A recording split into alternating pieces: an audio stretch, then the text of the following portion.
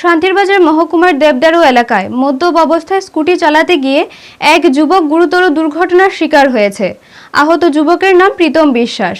সে দেবদারু এলাকার বাসিন্দা বলে জানা গেছে। স্থানীয় সূত্রে জানা যায়, শুক্রবার রাত আনুমানিক 11টা নাগাদ প্রীতম বিশ্বাস তার স্কুটি নিয়ে বাড়ির উদ্দেশ্যে রওনা হয়। শান্তিরবাজার মহকুমার ট্রাই জংশন সংলগ্ন দেবীপুর রাস্তার মুখে পৌঁছালে সে স্কুটির নিয়ন্ত্রণ হারিয়ে ফেলে।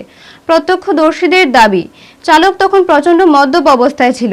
এর ফলে স্কুটিটি রাস্তার পাশে ছিটকে পড়ে এবং সে গুরুতরভাবে আহত হয়। দুর্ঘটনার বিকট শব্দ শুনে স্থানীয় বাসিন্দারা দ্রুত ঘটনাস্থলে ছুটে আসেন। পরিস্থিতি গুরুতর দেখে তারা সঙ্গে সঙ্গে শান্তিরবাজার দমকল কেন্দ্রে খবর দেন।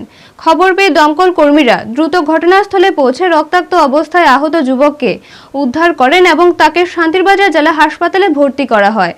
ঘটনার খবর পেয়ে শান্তিরবাজার থানার পুলিশ ঘটনাস্থলে পৌঁছে দুর্ঘটনাগ্রস্ত স্কুটিটি উদ্ধার করে থানায় নিয়ে যায়। প্রাথমিক তদন্তে পুলিশ নিশ্চিত করেছে যে মদ্যপ অবস্থায় স্কুটি চালানোর কারণেই এই দুর্ঘটনা ঘটে। এই ঘটনায় এলাকার সচেতন মহল গভীর উদ্বেগ প্রকাশ করেছেন। প্রশাসনের পক্ষ থেকে বারবার মদ্যপ অবস্থায় যান না চালানোর জন্য সচেতনতা প্রচার চালানো হলেও কিছু চালকের উদাসীনতায় ক্ষোভ প্রকাশ করেছেন স্থানীয়রা।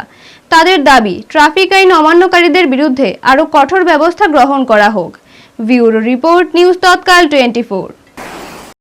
স্যার কি হচ্ছে স্যার? হয়তো আমরা শান্তিবাজার থানার ওইদিকে দেবীপুর রোডে মোবাইলে বাড়িছিলাম, একটা খবর পাচ্ছি অ্যাক্সিডেন্টটা হয়েছে। কোথায় হচ্ছে অ্যাক্সিডেন্টটা? দেবীপুর রাস্তার মুখটা। আচ্ছা, আমরা আইসিআই দেখছি পেশেন্টটাকে ফায়ার সার্ভিস নিয়েছে হসপিটালে।